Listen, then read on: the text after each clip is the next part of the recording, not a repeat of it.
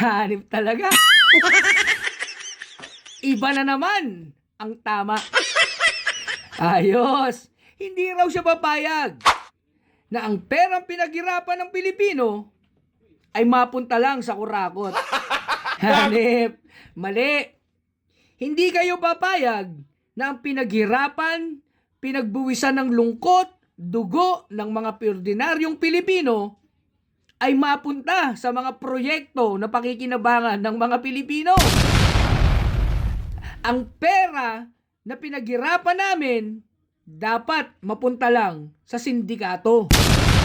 Sindikatong humihimod na katulad ng aso para lang sa pamilya ng mga Hanip, tanginis, mag-aapat na taon ka na dyan. Hindi na to kampanya. Hindi na rin to honeymoon period.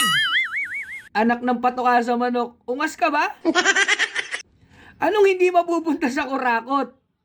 Wala ngang mapanla ang mga Pilipino dahil ang lahat ng pinaghirapan namin napupunta lang sa sindikato na mga demonyo, sa mga politiko na walang ginawa kundi magnakaw sa gobyerno. Anak ng patoka sa manok. Hanip, hindi papayag.